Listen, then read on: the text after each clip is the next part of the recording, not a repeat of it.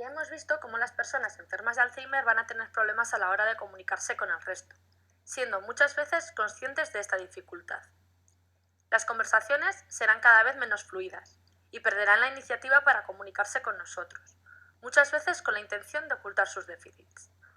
Además, esta dificultad a la hora de expresarse o de comprender las órdenes puede conllevar que nuestro familiar se altere o se acerque a nosotros con cierta ansiedad, especialmente si mostramos una actitud demasiado correctiva, cortante o alarmante.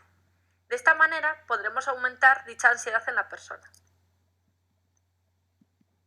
Si entablamos una buena relación, además de conseguir mejorar el cuidado de nuestro familiar, evitaremos sentimientos negativos que puedan surgir en el mismo, como ansiedad, irritación, ira. Evitaremos a su vez el aislamiento y permitiremos que la persona siga mostrando y recibiendo el reconocimiento y afecto de los demás, así como ese sentimiento de pertenencia a un grupo.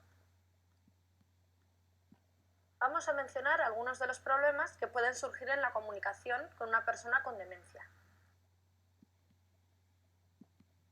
Tienen dificultad para expresarse y para comprender. Olvidan rápidamente lo que se les dice y repiten lo mismo una y otra vez. Cuentan historias que no tienen lógica y pueden no recordar los nombres de familiares ni saber quiénes son.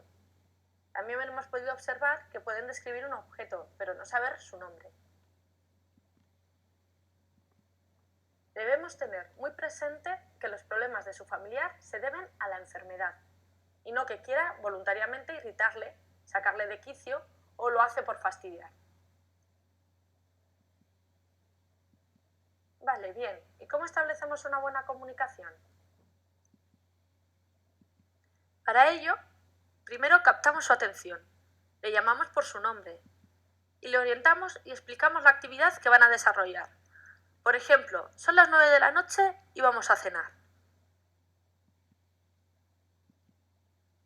Procuraremos acercarnos de frente y lentamente.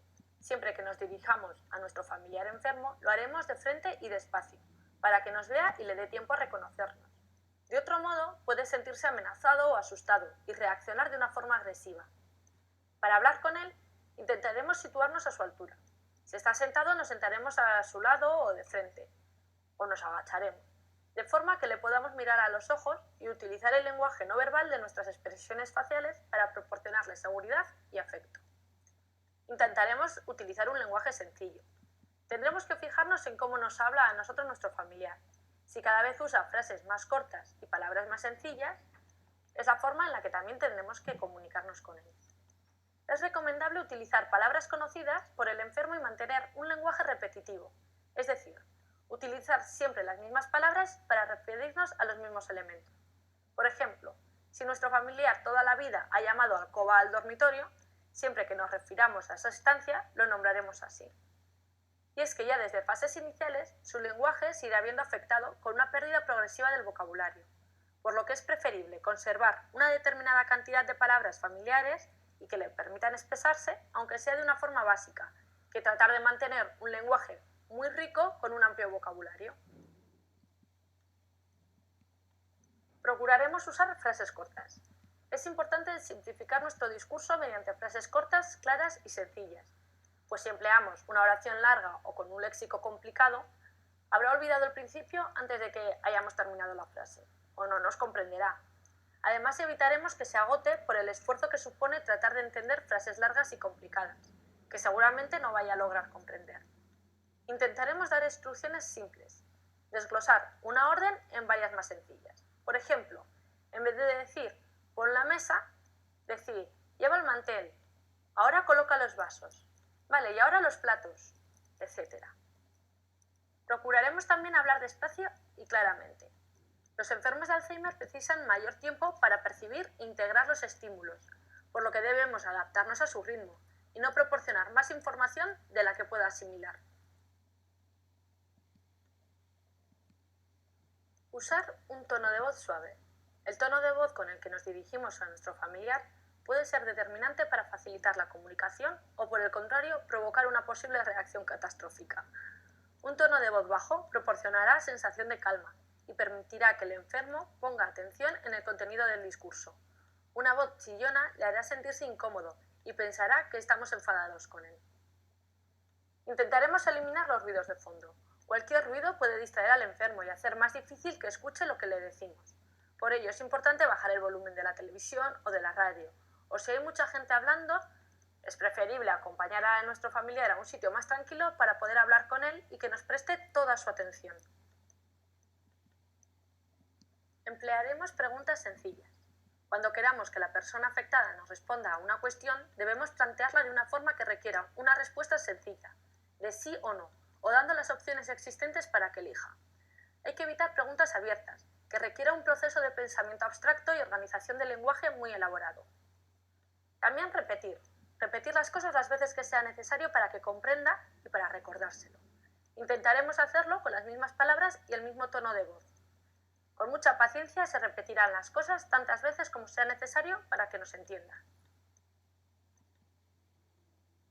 Un error muy común que solemos cometer es hablar por él o por ella. Debemos evitarlo y dar tiempo a que contesten. A la hora de procesar la información, su cerebro actúa más lentamente que el del resto de personas, por lo que tendremos que esperar un tiempo prudente hasta que nos responda. Si hablamos por él o por ella, contribuiremos a que la pérdida del lenguaje sea más rápida.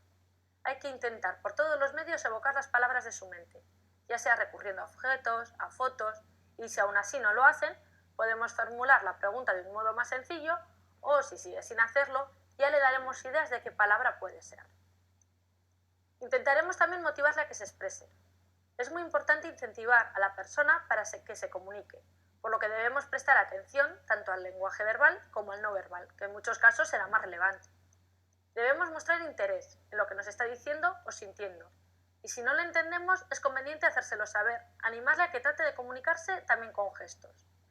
Le ayudaremos cuando no encuentre la palabra adecuada ofreciéndole una idea, pero tratando de no corregirle cuando se equivoque. Si hemos detectado el error es porque hemos comprendido lo que nos quería decir. Y al fin y al cabo es lo importante.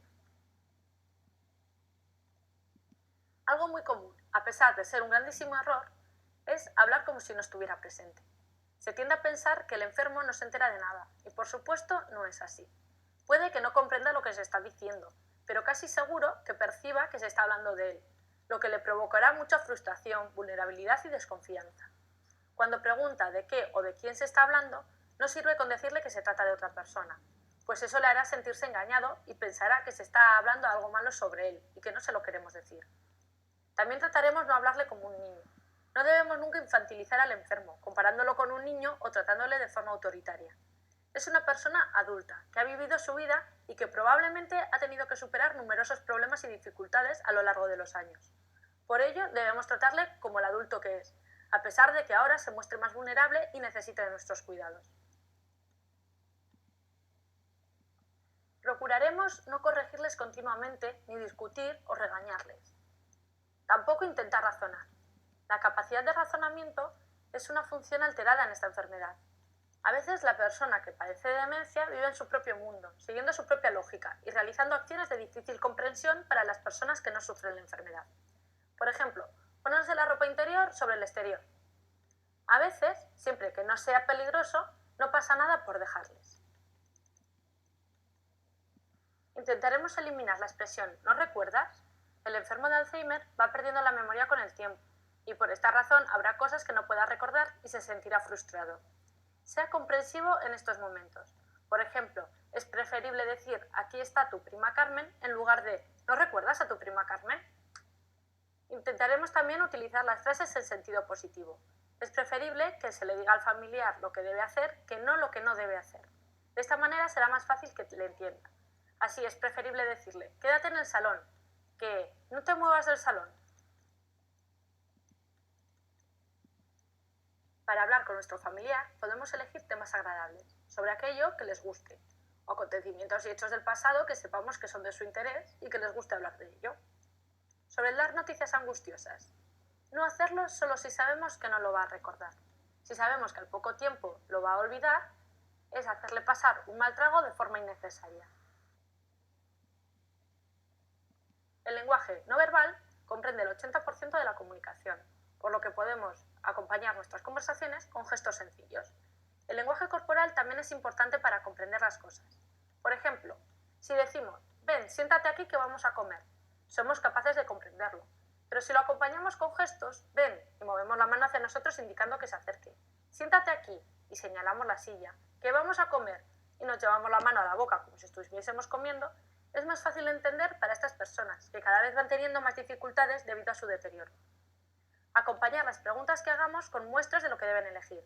Por ejemplo, a la hora de preguntarle ¿qué prefieres, plátano o manzana? Podemos mostrarles ambas frutas para que les resulte más fácil escoger. Fijarnos en el lenguaje corporal de nuestro familiar para ver lo que le está ocurriendo. Por ejemplo, si el enfermo está intranquilo, abriendo las puertas y llevándose la mano a la zona baja de la tripa, puede que tenga ganas de ir al baño.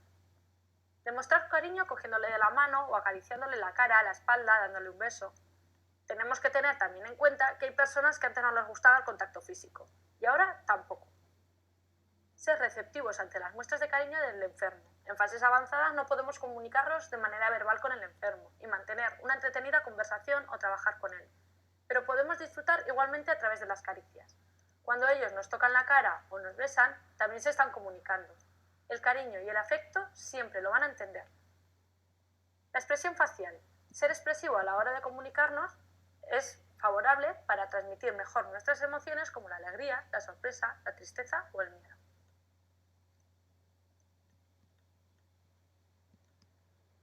Esperamos que os sirva de ayuda y recordad que estamos a vuestra disposición.